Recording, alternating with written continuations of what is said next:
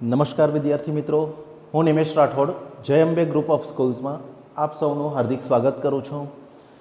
આજે આપણે ભૌતિક વિજ્ઞાનમાં પ્રકરણ નંબર 4 ગતિમાન વિદ્યુતભારો અને ચુંબકત્વ વિશે શીખવાના છીએ. તમે અગાઉના 3 ચેપ્ટરો શીખી ગયા છો. ચાલો, અગાઉના 3 ચેપ્ટરોમાં પણ તમે જ્યારે શરૂઆત કરી ભૌતિક વિજ્ઞાનની, પહેલું ચેપ્ટર તમારું સ્થિર વિદ્યુતભારોથી આપણે આપણા ભણવાની 12મા ધોરણના ફિઝિક્સની શરૂઆત કરી કે વિદ્યુતભારિત કણ જ્યારે સ્થિર અવસ્થામાં હોય ત્યારની પરિસ્થિતિ શું હોય એના વિશે તમે ફર્સ્ટ ચેપ્ટરમાં શીખી ગયા છો. આજે ચોથા પ્રકરણમાં એ સ્થિર વિદ્યુતભાર જ્યારે ગતિ કરતો થાય ત્યારે શું પરિસ્થિતિ ઉદ્ભવે, ત્યારે કયા કયા પ્રકારના બળ લાગે, કઈ રીતે એ બળો આપણને ઉપયોગી થાય, આ બધી ચર્ચાઓ કરીશું. ચાલો, થોડીક ચોખવટ કરી ગઈએ. કદાચ કોઈક વિદ્યાર્થીને એમ થાય કે પ્રથમ પ્રકરણ ભણીએ ત્યારે કે વિદ્યુતભારો વિશે આટલી બધી ડિટેલ આપી છે, એનું કાર્ય શું, વ્યવહારમાં આપણને ક્યાં ઉપયોગી છે. સમજો, વિદ્યુતભાર સ્થિર અવસ્થામાં રહેલો હોય એને જ્યારે કોઈક દિશામાં બળ આપીને ગતિ કરવામાં આવે ત્યારે આપણને બધાને ખબર છે કે વિદ્યુત પ્રવાહ રચાય. વિદ્યુત પ્રવાહ ઇન શોર્ટ આપણા ઘરે જે ઇલેક્ટ્રિસિટી આવે છે એની વાત કરીએ. આપણને ખબર છે કે થોડી વાર માટે ઇલેક્ટ્રિસિટી બંધ થઈ જાય તો આપણા ઘણા બધા કામો, ઘર વપરાશના મોટેભાગના જે ઇલેક્ટ્રોનિક સાધનો છે બધા બંધ અવસ્થામાં આવી જાય. ઇન શોર્ટ ઇલેક્ટ્રિસિટીનું ખૂબ મહત્ત્વ છે. શરૂઆતના તમે પ્રથમ 2 ચેપ્ટરોમાં જોયું કે વિદ્યુતભાર સ્થિર હોય ત્યારે શું થાય. કેપેસિટર જેવી રચનાને આપણે મોટર, આપણા ઘરમાં જે મોટરનો બોર્ડ છે એમાં ઉપયોગમાં લઈએ છીએ. ટીવીની સર્કિટની અંદર કેપેસિટર આવે. કેપેસિટર વિશે તમે ભણી ગયા. ત્રીજા ચેપ્ટરમાં તમે વિદ્યુત પ્રવાહ વિશેની વાતો શીખ્યા. આજે કંઈક વિદ્યુત પ્રવાહ કરતાં પણ થોડુંક આગળ વધીને ચર્ચા કરીશું. જ્યારે વિદ્યુત પ્રવાહ રચાતો હોય એટલે કે ઇલેક્ટ્રોન કોઈક વાહક તારમાંથી ગતિ કરતા હોય ત્યારે એ વાહક તારની આજુબાજુના વિસ્તારમાં ચુંબકીય ક્ષેત્ર ઉત્પન્ન કરે છે. એટલે આપણા પ્રકરણનું નામ છે કે ગતિમાન વિદ્યુતભારો. ગતિમાન વિદ્યુતભારો એટલે કે ગતિ કરતા વિદ્યુતભારો અને એને કારણે રચાતું ચુંબકત્વ, એનો આપણે અભ્યાસ કરવાનો છે પ્રકરણમાં. ચાલો, શરૂઆત તમે દરેક ચેપ્ટરોમાં જુઓ છો તેમ પ્રસ્તાવનાથી કરીશું. પ્રસ્તાવના એટલે ચેપ્ટરની અંદર એન્ટર થવા માટે પ્રારંભિક કેટલીક બાબતો, એમાં ઘણી વખતે એવી બાબતો હોય જે તમે અગાઉના ધોરણમાં ભણી આવ્યા છો અથવા ચેપ્ટરની અંદર જે ભણવાના છો એની શોધ કેવી રીતે થઈ ગઈ એના કેટલાક મુદ્દાઓ આવતા હોય છે. ચાલો આપણે પ્રસ્તાવના શીખીએ. ચલો, સૌપ્રથમ વાત કરીશું ફિઝિક્સની જે આ 2 શાખાઓ છે, એક વિદ્યુતને લગતું શાસ્ત્ર અને બીજું ચુંબકને લગતું શાસ્ત્ર. આ બંને શાખાઓની સ્વતંત્ર ચર્ચાઓ એટલે કે વિદ્યુત ક્ષેત્રની અને ચુંબકીય ક્ષેત્રની ચર્ચાઓ તો બહુ વર્ષો જૂની છે. આશરે એવું માનવામાં આવે છે કે 2000 કરતાં વધુ વર્ષો થઈ ગયા છે એ પહેલાંની એની ચર્ચાઓ ચાલે છે. 2000 કરતાં પણ વધુ વર્ષો પહેલાંથી આ શાખાઓ અસ્તિત્વ ધરાવે છે. પરંતુ પ્રારંભિક સમયમાં એવી કોઈ માહિતી ન હતી કે વિદ્યુત અને ચુંબક એકબીજા સાથે કોઈક રીતે સંકળાયેલા છે, એવી કોઈ ઇન્ફોર્મેશન હતી નહીં. બંને સ્વતંત્ર શાખાઓ હતી. આશરે 200 વર્ષ પહેલાં એવું સ્પષ્ટ થયું કે વિદ્યુત અને ચુંબક બંને જે શાખાઓ છે અથવા તો વિદ્યુત અને ચુંબકની ઘટનાઓ છે એ એકબીજા સાથે ખૂબ જ ગાઢ રીતે સંકળાયેલી છે. ફરીથી સમજો, પ્રસ્તાવનામાં આપણે ચેપ્ટરની અંદર એન્ટ્રી કરીશું. એન્ટ્રીમાં એ બાબત સમજવી જરૂરી છે કે આ બધી ચર્ચાઓ જે છે એની શરૂઆત ક્યારથી થઈ છે, એનો ઇતિહાસ શું છે, કે કેવી રીતે, ક્યારે શોધાયેલું, શું થયેલું એ જોઈએ. ચાલો, આ બંને જે શાખાઓ છે, કઈ વિદ્યુત શાખા અને ચુંબકની શાખા, એ બંને જે શાખાઓ છે સ્વતંત્ર રીતે તો 2000 કરતાં વધુ વર્ષોથી એના અભ્યાસો ચાલુ છે. પણ 200 વર્ષ પૂર્વે એવી કંઈક માહિતી સ્થાપિત થઈ કે બંને શાખાઓ એકબીજા સાથે ખૂબ ગાઢ રીતે સંકળાયેલી છે. આ કેવી રીતે શોધ થઈ તો એને લગતો આપણે એક ડેનિશ વિજ્ઞાની ઓસ્ટ્રેડના પ્રયોગનું અને એના તારણની ચર્ચા કરીશું આજના લેક્ચરમાં. ચાલો, ઓસ્ટ્રેડનો પ્રયોગ જે ધોરણ 12ની જૂની બુક હતી એની અંદર એ પ્રયોગની આકૃતિ પણ આપેલી હતી, એ જરાક તમને બતાવીશું. એ તમારી નવી બુકમાં નથી પણ છતાં એ જોશો તો વધારે મુદ્દાઓ સ્પષ્ટ થશે. ઓસ્ટ્રેડ નામના વિજ્ઞાનીએ વિદ્યુત અને ચુંબક વચ્ચેનો જે સંબંધ શોધેલો એ સંબંધ કેવી રીતે શોધ્યો? આપણે બધા જાણીએ છીએ કે વિજ્ઞાનીઓ કેવી રીતે બધી શોધ કરે છે. તો અસંખ્ય એવા પ્રયોગો કર્યા બાદ એ પ્રયોગોનું તારણ સ્વરૂપે આપણને કંઈક એવી વસ્તુ આપવામાં આવે કે હા, કે આ પરિસ્થિતિમાં આ પદાર્થ આ રીતનું વર્તન કરે છે. જોજો, આ પ્રયોગની ગોઠવણ જોઈએ. બહુ સરળ ગોઠવણ છે. તમે ત્રીજા પ્રકરણમાં બધી સંજ્ઞાઓ શીખી ગયા. ચાલો જોજો, જરાક યાદ કરો.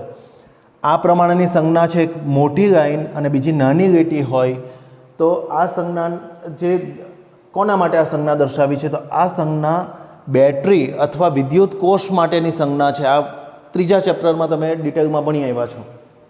બેટરીનું બંધારણ ને બધું જ ભણી ગયા છો. ચાલો, આ બેટરી દર્શાવી છે આકૃતિમાં. તમને એ પણ ખબર છે કે બેટરીમાં પોઝિટિવ અને નેગેટિવ, વ્યવહારમાં તમે કોઈ બેટરી લેશો, ધારો કે તમે તમારે બાઇકની બેટરી કે એ કાઢીને જુઓ, બરાબર, તો એ બેટરીની અંદર પોઝિટિવ નેગેટિવમાં નાની મોટી લાઈન એવું કશું નથી હોતું. પણ જે ધન છેડો છે તેને આપણે સંજ્ઞામાં મોટી લાઈન વડે દર્શાવીએ છીએ અને ઋણ છેડાને નાની વડે દર્શાવીએ. જ્યારે વ્યવહારની જે બેટરીઓ છે, બાઇકની બેટરીની આપણે વાત કરી, તો એની અંદર ધન છેડો જે છે એને રેડ કલરથી દર્શાવેલો હોય, લાલ કલરથી, અને ઋણ છેડાને કાળા કલરથી દર્શાવેલો હોય. એમાં મોટી નાની લાઈન જેવું ત્યાં કશું હોતું નથી. આ સંજ્ઞા છે માત્ર. ચાલો, એક બેટરી, એની સાથે એક સ્વિચ જોડવામાં આવી.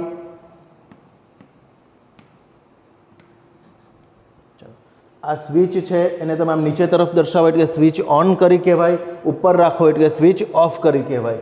ચાલો, ત્યાર પછી એક વાહક તાર દર્શાવેલો છે અને એની નજીકમાં એક સોય મૂકેલી છે. ચાલો, આ સોય ચુંબકીય સોય છે. ચુંબકીય સોય વિશે પણ તમે થોડી ઘણી માહિતી ધરાવો છો. દાખલા તરીકે હોકાયંત્ર.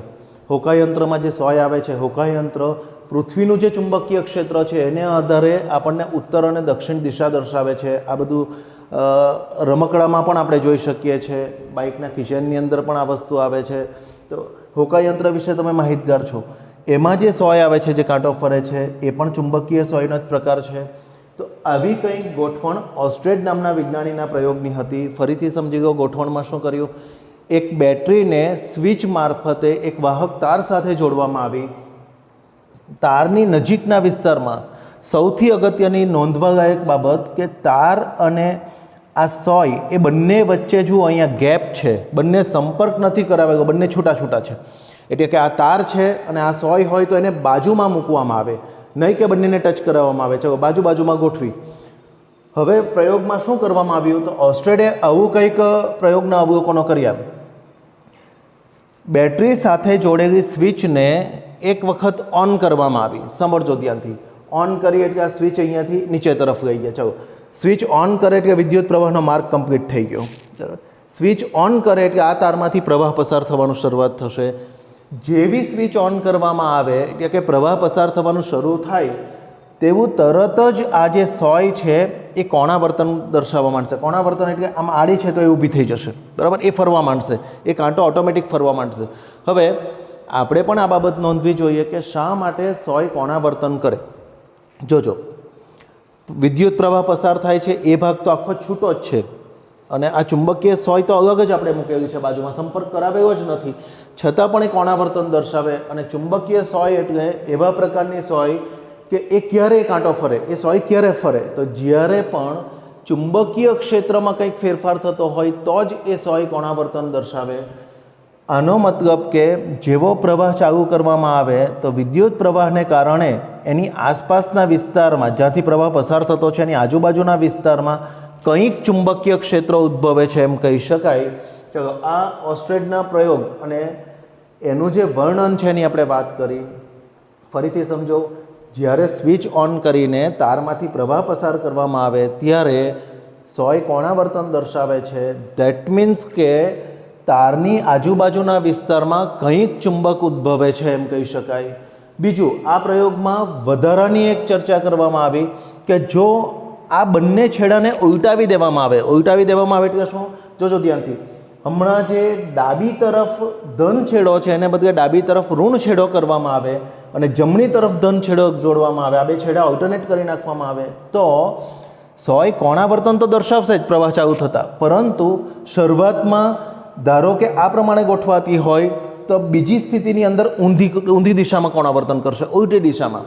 એટલે શરૂઆતમાં સમઘડી દિશામાં ફરી હોય તો પછી વિષમઘડી દિશામાં જશે. તો આ ઓસ્ટ્રેડનો પ્રયોગ અને એની સમજૂતી છે. ચાલો ફરીથી પ્રયોગને ગોખવાની કે એવી કશી જરૂર નથી, પ્રસ્તાવનાની અંદર આપેલો મુદ્દો છે. પણ આપણા માટે એ જાણવું જરૂરી છે કે વિદ્યુત અને ચુંબક વચ્ચે જે સંબંધ છે એ કેવી રીતે, કોણે શોધ્યા, ક્યારથી એની શોધ થઈ, એની સૌ પ્રથમ શોધ કયા પ્રયોગ દ્વારા થઈ, તો ઓસ્ટ્રેડના પ્રયોગ દ્વારા. એ પ્રયોગ આ પ્રમાણેની કંઈક રચના ધરાવે છે. ફરીથી ચોખવટ કરી ગઈએ કે તમારી જે ટેક્સ્ટ બુક છે, આપણી જે નવી ટેક્સ્ટ બુક છે હમણાં એનસીઈઆરટીની, એમાં આ પ્રયોગની આકૃતિ નથી આપી, એની જરૂર પણ નથી. છતાં તમે વર્ણન વાંચો એના કરતાં આકૃતિ જોશો તો બહુ સરળતાથી પ્રયોગની તમને માહિતી મળી જશે કે હા આવું આવું કંઈક થાય છે. ટૂંકમાં 2 થી 3 મુદ્દા જ ધ્યાનમાં રાખવાના. પ્રવાહ પસાર કરવામાં આવે ત્યારે બાજુમાં રહેલી સોય કોણાવર્તન દર્શાવે. પ્રવાહના એટલે કે બેટરીના છેડા ઉલટાવી દઈએ, ઓલ્ટરનેટ કરી દઈએ તો કોણાવર્તન વિરુદ્ધ દિશામાં થશે. એક વખત સમઘડી એટલે કે ક્લોકવાઇઝ ડિરેક્શનમાં થતું હોય, ઘડિયાળના કાંટાની ડિરેક્શનમાં થતું હોય, તો બીજી વખતે એન્ટી ક્લોકવાઇઝ એટલે કે વિષમઘડી દિશામાં કોણાવર્તન થશે. ચાલો આ ઓસ્ટ્રેડનો પ્રયોગ અને એની સમજૂતી થઈ. ચાલો એનું તારણ આપણે લાસ્ટમાં જોઈશું. પછી બીજી કેટલીક સાથે સાથે બાબત જોઈશું. જે અહીંયા તમને પ્રયોગમાં વાત કરી કે છેડા ઉલટાવી દઈએ, તો એને આપણે એક જુદી રીતે પણ સમજી શકીએ. જુઓ જરાક ધ્યાનથી. આ અહીંયા જે ટપકું મૂકેલું છે, એક વખત ચોકડીની નિશાની છે, એક આકૃતિમાં ટપકું છે, બરાબર. આ ત્રીજીને હમણાં આપણે ચર્ચા નહીં કરીએ, આ બેની પહેલાં વાત કરીએ, બે સરખાવી શકાય એવી છે. જોજો આ એક વાહક તાર છે એમ ધારી લો. ચાલો આ બોલપેન જે આપણે ગોઠવીએ છીએ આ તારની દિશા છે, અને કેવું કહેવાય, પાટિયાને લંબ દિશામાં તાર ગોઠવેલો છે. સમજો જરાક ધ્યાનથી. કોઈક વાહક તારને આપણે આ રીતે ગોઠવેલો હોય તો આખો તાર બહાર તો આપણે દોરી નથી શકતા, કારણ કે પાટિયું એ 2 ડાયમેન્શનવાળો પદાર્થ છે, 2 પરિમાણવાળો. એના પર આ દિશા આપણે હવામાં આ દિશા નથી દોરી શકતા, એટલા માટે એક ટપકું સ્વરૂપે બતાવી દીધું છે. જોજો ચાલો આ જે ટપકું છે તારની દિશા દર્શાવી છે. આ પણ તાર જ છે. ટપકું ક્યારે મૂકવું, ચોકડી ક્યારે મૂકવું, એની ચોખવટ આપણે લખાણમાં કરી છે. જોજો ચાલો આ એક વાહક તાર છે ગોઠવેલો. પાનાને અથવા પાટિયાને અથવા પૃષ્ઠને લંબ દિશામાં એક તાર ગોઠવેલો છે. એની ફરતે નાની નાની ચુંબકીય સોયો ગોઠવેલી છે એમ કહી શકાય. ચાલો શાના માટે આ કર્યું, તો ચુંબકીય ક્ષેત્ર કેવી રીતે ઉદ્ભવે છે સમજવા માટે. જોજો આ જે ચુંબકીય નાની નાની સોય દોરેલી છે, તમે જાણો છો ચુંબકના 2 છેડા આવે. કયા કયા 2 છેડા આવે? એક ઉત્તર ધ્રુવ, એક દક્ષિણ ધ્રુવ તરીકે આપણે ઓળખીએ છીએ. તો આપણે આવી કંઈક અહીંયા ધારણા બાંધી છે. જોજો આ સોયને જરાક ધ્યાનથી જોજો. એક છેડાને આપણે ડાર્ક કરેલો છે,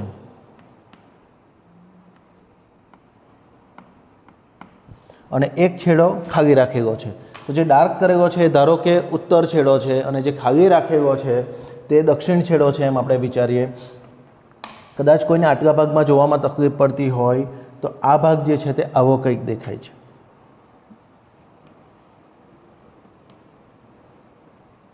ચલો એમાંથી અડધા ભાગને આપણે ડાર્ક કરી દીધો છે. ડાર્ક કરેલો તે ઉત્તર ધ્રુવ અને ડાર્ક નથી કરેલો તે દક્ષિણ ધ્રુવ. એ રીતે આપણે કંઈક આકૃતિ દર્શાવી છે. ચાલો સમજો. હવે આ ઉત્તર ધ્રુવ તે ડાબી તરફ દેખાય છે હમણાં. ચાલો આ જે ટપકાની નિશાની છે, આપણે આખા પ્રકરણમાં ટપકાની નિશાની એટલે જ્યારે જ્યારે તારને, બહુ બધા દાખલામાં આવશે, તારને પૃષ્ઠ અથવા તો પાટિયાને લંબ ગોઠવેલો હોય ત્યારે જો ટપકું મૂકેલું હોય તો એનો મતલબ એવો થાય કે તારમાંથી પાટિયાને લંબ બહાર નીકળતી દિશામાં વિદ્યુત પ્રવાહ હોય. આ તાર આમ ગયેલો છે, પાટિયાની પહેલા તરફ ગયેલો છે એમ વિચારો. તો જો ટપકો મૂકેલું હોય તો વિદ્યુત પ્રવાહ કઈ દિશામાં ગયો છે એમ કહેવાય? પાટિયાને લંબ બહાર નીકળતી દિશામાં વિદ્યુત પ્રવાહ આવેલો છે એમ કહેવાય. અને જો ચોકડી મૂકેલી હોય તો પાટિયાને લંબ અંદર તરફ જતી દિશામાં વિદ્યુત પ્રવાહ દર્શાવેલો છે. આ અંદર અને બહારવાળી જે સંજ્ઞાઓ છે ટપકું અને ચોકડી, એ આપણને એટલી બધી વાર આવશે કે તમને ઓટોમેટિકલી મોઢે થઈ જશે. એ ઘણી વખત આ વસ્તુ આવશે, રિપીટ થશે. ફરીથી સમજો. એક વખત વિદ્યુત પ્રવાહ કઈ દિશામાં પસાર થાય છે, તો પાટિયાને લંબ બહાર નીકળતી દિશામાં આવે છે, જેને આપણે ટપકું વડે દર્શાવ્યો છે. બીજી વખતે પાટિયાને લંબ અંદર તરફ જતી દિશામાં જાય છે વિદ્યુત પ્રવાહ, તેને આપણે ચોકડીની નિશાની વડે દર્શાવીશું. વર્ણનમાં એ બાબતનો ઉલ્લેખ કરેલો છે. ચાલો બંને વખતે ઘટના કઈ બને છે? જ્યારે પ્રવાહ પાટિયાને લંબ બહાર નીકળે છે ત્યારે જો ઉત્તર ધ્રુવ ડાબી તરફ છે, આ દિશામાં ઉત્તર ધ્રુવ છે, અને જમણી તરફ દક્ષિણ ધ્રુવ છે. પ્રવાહની દિશા બદલી કાઢીએ, પાટિયાને લંબ બહારને બદલે અંદર તરફ મૂકવો તો સોયની દિશા બદલાઈ જશે. જમણી તરફ ઉત્તર ધ્રુવ આવી ગયો. ટૂંકમાં અહીંયા જે કહ્યું તે જ કે જો પ્રવાહના છેડા આપણે કે બેટરીના છેડા બદલીને પ્રવાહ ઉલટાવી નાખીએ તો જે સોય સમઘડી દિશામાં જતી હોય તે વિષમઘડી દિશામાં જતી થઈ જશે. એટલા માટે આ આકૃતિનું વર્ણન કર્યું કે આ મુદ્દાઓ સમજવાની ખૂબ સરળતા રહે. આપણે ઇન શોર્ટ ફરીથી સમજી ગયો, પ્રસ્તાવનાને કંઈ મોઢે કરવાની કેવી નથી હોતી. આ માત્ર કોઈ પણ ચેપ્ટરમાં આપણી એન્ટ્રી કરવા માટેનો ટૉપિક છે, બેઝિક માહિતીઓ છે. જનરલી પ્રસ્તાવનામાંથી પરીક્ષાલક્ષી કશું પૂછાતું નથી. છતાં આપણને પ્રકરણની સ્ટાર્ટિંગ ખબર હોવી જોઈએ કે કયા આધારે આપણે ચેપ્ટર ભણવાના છે. ચાલો, આ બંને આકૃતિઓનું આપણે વર્ણન જોયું કે બંનેમાં ખાલી એટલું જ બતાવવાનું છે કે પ્રવાહની દિશા બદલાઈ કાઢો તો ચુંબકીય સોયનું કણાવર્તન પણ બદલાઈ જશે. જે તરફ ઉત્તર ધ્રુવ જતો હોય એ તરફ દક્ષિણ ધ્રુવ જતો થઈ જશે. ચાલો, અને ત્રીજી આકૃતિમાં એવું કંઈક દર્શાવ્યું છે કે આવો જ કોઈક તાર હોય પાટિયાને ગમ જેમાંથી વિદ્યુત પ્રવાહ પસાર થતો હોય, એની આસપાસના વિસ્તારમાં લોખંડનો વેર અથવા તો ભૂકો, લોખંડનો ભૂકો જો નાખવામાં આવે તો એ ભૂકો ચુંબકીય ક્ષેત્રને આધારે એવી રીતે ગોઠવાઈ જશે, કોઈક ડિઝાઇન હોય એ પ્રમાણે ગોઠવાયેલો દેખાશે અને એ ભૂકો જે છે એ વર્તુળ બનાવશે નાના મોટા. હવે એ વર્તુળ બધા કેવા હશે તો સમકેન્દ્રીય વર્તુળ બનાવશે. ચાલો, સમકેન્દ્રીય વર્તુળોની રચના કરશે. સમકેન્દ્રીય વર્તુળ એટલે શું? તો એવા રાઉન્ડ કે જે બધાનું કેન્દ્ર એક જ બિંદુ પર હોય. જોજો, અહીંયા નાનું વર્તુળ છે પહેલું, એનું કેન્દ્ર પણ આ જ છે. આનું કેન્દ્ર પણ કેન્દ્રમાંથી જ તાર પસાર થયેલો છે. મોટામાં મોટું વર્તુળ છે એનું કેન્દ્ર પણ આ જ છે. આવા વર્તુળોને સમકેન્દ્રીય વર્તુળ કહેવામાં આવે. ત્રણેય આકૃતિઓમાં શું આપેલું છે સમજો. એક વખત તાર પાનાને લંબ બહાર નીકળતી દિશામાં પ્રવાહ પસાર થતો હોય ત્યારે ચુંબકીય સોયનું કણાવર્તન બતાવ્યું છે. તારમાંથી પાનાને લંબ અંદર તરફ પ્રવાહ જતો હોય ત્યારે સોયનું કણાવર્તન આના કરતાં ઉલટાઈ જશે તે બતાવ્યું છે. થર્ડ આકૃતિમાં તારની આસપાસ જો લોખંડનો વેર અથવા ભૂકો નાખવામાં આવે તો એ બધા જે લોખંડના ઝીણા ઝીણા કણો છે એ ચોક્કસ વર્તુળાકારમાં ગોઠવાઈ જશે. અમુક કણો નાનું વર્તુળ રચશે, અમુક કણો મોટું વર્તુળ રચશે, પણ દરેક વર્તુળોનું કેન્દ્ર જે છે તે તાર પર જ હશે. એટલે કે સમકેન્દ્રીય વર્તુળો રચશે એમ કહેવાય. ચલો, આખા ઓસ્ટ્રેડના પ્રયોગનું તારણ આપણે જોઈશું લાસ્ટમાં કે ગતિમાન વિદ્યુતભાર હોય એટલે કે વિદ્યુત પ્રવાહ એ શું કરે છે? એની આસપાસના વિસ્તારમાં ચુંબકીય ક્ષેત્ર ઉત્પન્ન કરે છે. જુઓ અહીંયા સોયનું કોણાવર્તન, આ બધું પણ કોણાવર્તનની જ ઘટનાઓ છે. એટલે ગતિ કરતો વિદ્યુતભાર જે છે એ એની આસપાસ ચુંબકીય ક્ષેત્ર ઉત્પન્ન કરે છે. અહીંયા પણ એ જ વસ્તુ જોવા મળે છે કે આ લોખંડનો વેર જે છે, લોખંડના કણો જે છે તે ચોક્કસ કેમ આ દિશામાં ગોઠવાઈ ગયા? તો એ જે ગોઠવણ છે એ ચુંબકીય ક્ષેત્રને આભારી છે એમ કહેવાય. તો આ રીતે સૌપ્રથમ શોધ થઈ કે ઓસ્ટ્રેડ નામના વિજ્ઞાની દ્વારા એવું કંઈક શોધાયું કે જ્યારે કોઈ તારમાંથી વિદ્યુત પ્રવાહ પસાર થાય ત્યારે તેની આસપાસ ચુંબકીય ક્ષેત્ર ઉત્પન્ન થાય. તો આપણે જે વિદ્યુતભાર અને ચુંબકત્વનો અભ્યાસ કરવાનો છે એનો બેઝિક મુદ્દો શરૂઆત થઈ. બરાબર. આ સિવાય બીજા અમુક વિજ્ઞાનીઓ ઘણી બધી અગત્યની શોધો કરી છે જેને આપણે અહીંયા સાંકળીશું. મેક્સવેલ નામના વિજ્ઞાનીએ વિદ્યુત અને ચુંબકત્વના બંનેને સાંકળીને ઘણા બધા નિયમોની શોધ કરેલી અને એ નિયમો પરથી મેક્સવેલ એવું કંઈક દર્શાવેલું કે આજે આપણે પ્રકાશ જોઈ શકીએ છીએ એ પ્રકાશ એ વિદ્યુત ચુંબકીય તરંગ છે. તમે 10મા ધોરણ સુધીમાં પણ આવું સાંભળ્યું હશે કે પ્રકાશ વિદ્યુત ચુંબકીય તરંગ છે. શા માટે એને વિદ્યુત ચુંબકીય તરંગ કહેવામાં આવે? તો પ્રકાશ જે આવે છે, પ્રકાશના કિરણોમાં બે ઘટકો રહેલા છે, એક વિદ્યુત ક્ષેત્ર અને એક ચુંબકીય ક્ષેત્ર. બંને પરસ્પર એકબીજા સાથે 90ના ખૂણે ગોઠવાયેલા હોય. તો એ મેક્સવેલની શોધ છે. ત્યાર પછી આ જ તરંગોની, વિદ્યુત અને ચુંબકીય તરંગોની કંઈક શોધ હર્ટ્ઝે કરી. હર્ટ્ઝે આવા રેડિયો તરંગોની શોધ કરી કે આ રીતે રેડિયો તરંગો જુદી જુદી આવૃત્તિઓના મેળવી શકાય. અને બોઝ અને માર્કોની નામના વિજ્ઞાનીઓ એ રેડિયો તરંગોને પ્રયોગશાળામાં કેવી રીતે બનાવી શકાય તો પ્રયોગશાળામાં એમને ઉત્પન્ન કરીને બતાવ્યા એ બધા તરંગોને. તો આ કેટલીક વિજ્ઞાનીઓની શોધની સાથે સાથે ચર્ચા કરીએ આપણે. આ પ્રકરણમાં આપણે તરંગો તરફ નથી જવાનું, પણ વિદ્યુત અને ચુંબક બંનેને સાથે સાંકળવા હોય અથવા સાથે સાંકળતી ઘટનાની વાત કરવી હોય તો તરંગો એક બહુ સરળ ઉદાહરણ છે. તમે બધા સૂર્યપ્રકાશથી માહિતગાર છો, એને આપણે વિદ્યુત ચુંબકીય તરંગ તરીકે ઓળખીએ છીએ. ચાલો, હવે આગળ વધીશું. આ પ્રસ્તાવના અહીંયા આપણી પૂર્ણ થશે. ચાલો, એ પછીના ટૉપિકમાં થોડોક લાંબો ટૉપિક છે જેના પેટા વિભાગો આવશે. સમજો, ટૉપિકનું નામ છે ચુંબકીય બળ. એનો પ્રથમ જે વિભાગ છે વિદ્યુત અને ચુંબકીય ક્ષેત્રનો ઉદ્ભવ કેવી રીતે થાય, વિદ્યુત ક્ષેત્ર કેવી રીતે ઉદ્ભવે, ચુંબકીય ક્ષેત્ર કેવી રીતે ઉદ્ભવે, એનો ઉદ્ભવની વિશેની આપણે કેટલીક વાત કરીશું.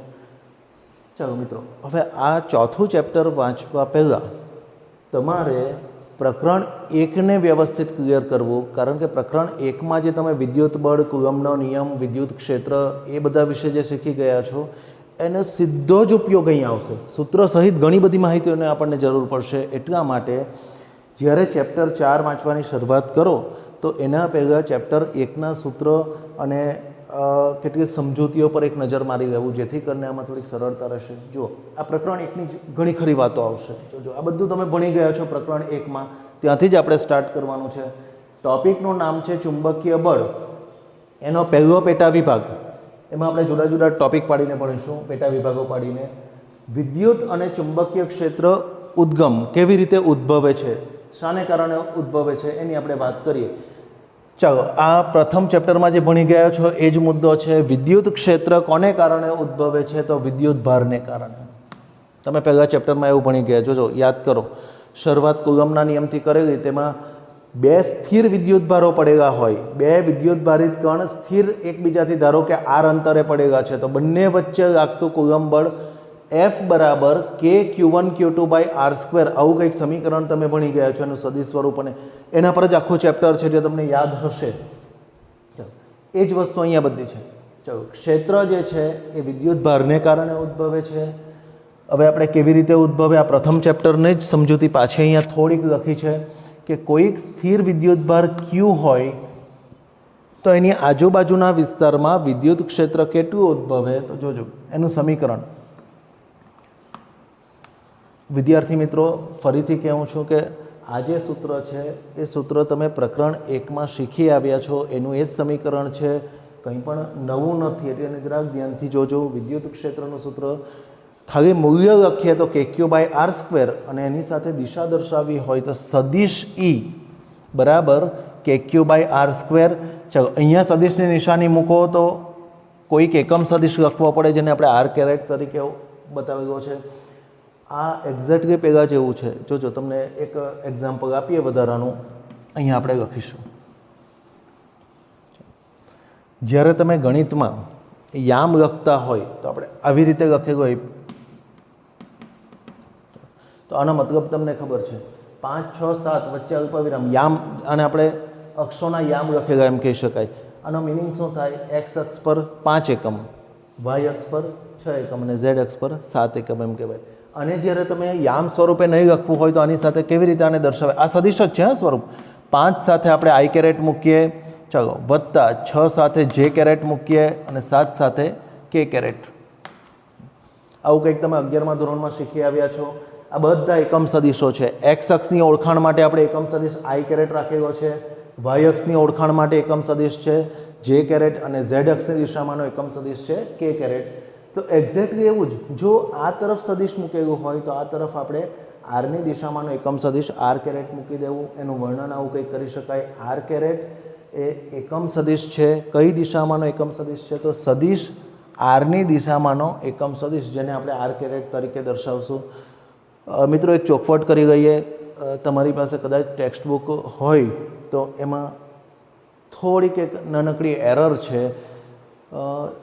મોટે ભાગના ટોપિકમાં સદિશની નિશાની મૂકવાની રહી ગઈ છે, બરાબર? હા, તો આપણે એ બાબત ધ્યાનમાં રાખીશું કે જ્યારે બંને તરફ સદિશો હોય તો બંને તરફ સદિશની નિશાની મૂકવું. ધારો કે અહીંયા કેરેટવાળું મૂકેલું છે, કેરેટ એટલે સદિશ, બરાબર, એકમ સદિશ, તો આ તરફ ફરજિયાતપણે ઈના ઉપર તીર મૂકવું પડે, બરાબર? તો આવી બાબતો આપણે ધ્યાનમાં રાખીશું.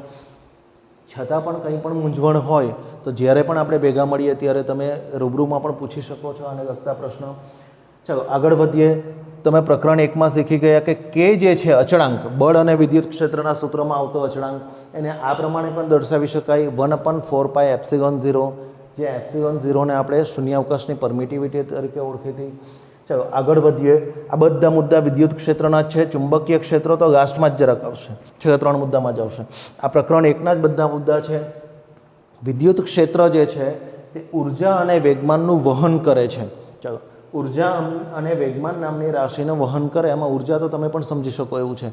દાખલા તરીકે આપણે બધા જાણીએ કે સૂર્યપ્રકાશ ખૂબ બધી ઉર્જા લાવે. તો સૂર્યપ્રકાશ શું છે? આપણે હમણાં જ વાત કરી કે વિદ્યુત ચુંબકીય તરંગ છે. એમાં વિદ્યુત ક્ષેત્ર અને ચુંબકીય ક્ષેત્ર જ રહેલું છે. તો ઉર્જાનું વહન કરે એ ઉદાહરણ તો આપણને વ્યવહારમાં પણ મળી જાય. આવી જ રીતે વેગમાન નામની રાશિનું પણ વહન કરે છે.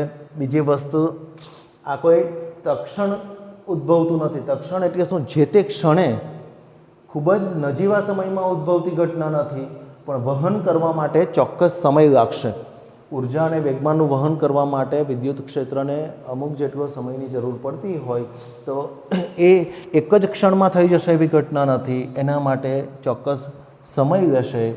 ચાલો, વિદ્યુત ક્ષેત્ર કોની સાથે બદલાય? તો એ સ્થાન સાથે બદલાઈ જાય, સ્થાન સાથે બદલાય, સમય સાથે બદલાય. પરંતુ આપણે જે ચેપ્ટરો આપેલા છે એની અંદર એવી ધારણા બાંધીને ચાલીએ છીએ કે વિદ્યુત ક્ષેત્ર સમય સાથે બદલાતું નથી. આવી ધારણાના આધારે જ પ્રકરણ 1 પણ ભણી ગયા અને આમાં પણ એવી જ ધારણાઓ બાંધીશું. જો એવું ધારીશું કે વિદ્યુત ક્ષેત્ર સમય પર આધારિત વિધેય નથી, એટલે કે સમય સાથે બદલાતું નથી, ટૂંકમાં સમયની સાપેક્ષે અચળ છે એમ ધારી લઈશું. પછી બીજી એક બાબત તમે પ્રથમ પ્રકરણમાં ભણી આવ્યા કે એક કરતાં વધુ વિદ્યુતભારો હોય તો કુલ વિદ્યુત ક્ષેત્ર શોધવું હોય તો દરેક વિદ્યુતભારોનું ક્ષેત્ર શોધીને બધાનો સરવાળો કરવો. એને તમે એક આખી થિયરી સ્વરૂપે ભણ્યા છો, જેને સંપાતપણાનો સિદ્ધાંત તરીકે ઓળખવામાં આવે. ચાલો, તો આ સંપાતપણાનો સિદ્ધાંતની વાતો તમે કરી ગયા છો, થિયરી પણ ભણી ગયા છો, એનું સૂત્ર પણ આપેલું છે આપણને મેળવીને. ત્રીજી બાબત, એક નાનકડો બીજો કોઈ પરીક્ષણ એટલે ટેસ્ટિંગ માટે કહેવાય વિદ્યુતભાર. પરીક્ષણ વિદ્યુતભાર કોઈ Q0 હોય તો બળ આપણે આ સૂત્ર મુજબ દર્શાવી શકીએ. વિદ્યુત બળ F બરાબર Q0 × E. ટૂંકમાં વિદ્યુત ક્ષેત્ર સાથે પરીક્ષણ વિદ્યુતભારનો ગુણાકાર કરીને બળ મેળવી શકાય. આને બહુ ડિટેલમાં આપણે એટલા માટે નથી જોતા કારણ કે ફરીથી કહી દઉં, તમે એ બધું ડિટેલમાં ભણી આવ્યા છો. આ સૂત્ર પરથી પણ તમે પ્રથમ પ્રકરણમાં ઘણા બધા દાખલા ઓબ્જેક્ટિવ્સ જોયા છે. ચાલો, આ જ જે બધી બાબતો છે એને આધારે ચુંબકીય ક્ષેત્રના કેટલાક મુદ્દાઓ જોઈ લઈએ. જેમ ચુંબકીય ક્ષેત્ર, વિદ્યુત ક્ષેત્ર કોણે ઉત્પન્ન કર્યો હતો? વિદ્યુતભારે. તેમ એ વિદ્યુતભાર જ્યારે ગતિ કરતો હોય, ગતિમાન વિદ્યુતભાર હોય ત્યારે ચુંબકીય ક્ષેત્ર ઉત્પન્ન કરે. નેક્સ્ટ મુદ્દો, જેમ વિદ્યુત ક્ષેત્રને આપણે E વડે દર્શાવ્યો તેમ ચુંબકીય ક્ષેત્રને સદિશ B વડે દર્શાવીશું. વિદ્યુત ક્ષેત્ર પણ સદિશ રાશિ છે અને ચુંબકીય ક્ષેત્ર પણ સદિશ રાશિ છે.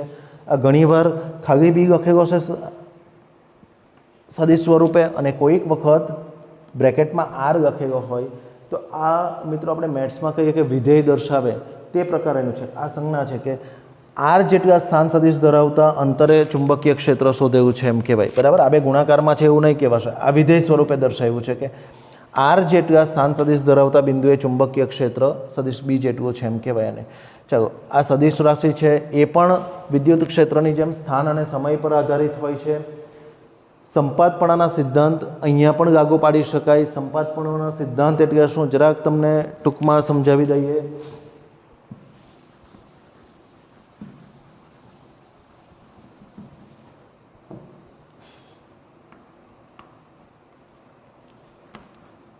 ચાલો, એક વિદ્યુતભાર Q1 છે તો Q1 માટે આપણે વિદ્યુત ક્ષેત્રનું માત્ર મૂલ્ય લખીએ તો કોઈ કેરેટ કાઢી નાખવાનું. બરાબર, પ્રથમ પ્રકરણમાં શીખ્યા એ જ વસ્તુ છે. તો પહેલાં વિદ્યુતભારનું આજુબાજુના વિસ્તારમાં વિદ્યુત ક્ષેત્રને આપણે E1 કહી દઈએ કે Q1. ચાલો, આ પ્રમાણે આપણે દર્શાવીએ. હવે ધારો કે બીજો કોઈક વિદ્યુતભાર પણ આવે તો Q2, તો શું કરવાનું? તો એના માટે આ જ સમીકરણ મુજબ Q2 કરીને આપણે વિદ્યુત ક્ષેત્રનું સૂત્ર કયું બનાવીશું? E2. ત્રીજો વિદ્યુતભાર આવે તો E3, ચોથો આવે તો E4. પછી શું કરવામાં આવે? બધાનું ટોટલ શોધવું હોય. ધારો કે 4 વિદ્યુતભાર છે તો 4નું કુલ વિદ્યુત ક્ષેત્ર શોધવું હોય તો E1, E2, E3, E4 બધાના સૂત્રોનો સરવાળો કરી દેવાનો. પ્રકરણ 1 ફરીથી ખોલીને જોજો, એમાં આ બધી બાબત આપેલી જ છે. ચાલો, આ 4 બધાનો સરવાળો કરવું અને કુલ વિદ્યુત ક્ષેત્ર મેળવવું, આ સિદ્ધાંતને સંપાતપણાનો સિદ્ધાંત કહેવામાં આવે. ચુંબકીય ક્ષેત્ર માટે પણ આપણે આ જ પ્રમાણે સંપાતપણાના સિદ્ધાંતનો ઉપયોગ કરી શકીએ. ચાલો, આપણે આજની ચર્ચા અહીંયા સમાપ્ત કરીશું. નેક્સ્ટ લેક્ચરમાં ચુંબકીય બળ વિશે જ આગળ વધવાનું છે. આ ચુંબકીય બળનો એકદમ પ્રાથમિક ટોપિક જોયો કે વિદ્યુત અને ચુંબકીય ક્ષેત્ર કેવી રીતે શાને કારણે ઉદ્ભવે છે. છેલ્લો મુદ્દો જરાક આપણે ચર્ચા કરી લઈએ. વિદ્યુત ક્ષેત્ર વિદ્યુતભારને કારણે ઉદ્ભવે, જ્યારે ચુંબકીય ક્ષેત્ર એ જ વિદ્યુતભાર ગતિ કરતો હશે તો ચુંબકીય ક્ષેત્ર ઉત્પન્ન કરશે. નેક્સ્ટ ટાઈમ આપણે ચુંબકીય બળ શોધવાના સૂત્રો અને એ બધી વિગતો ડિટેલમાં શીખીશું. Thank you very much.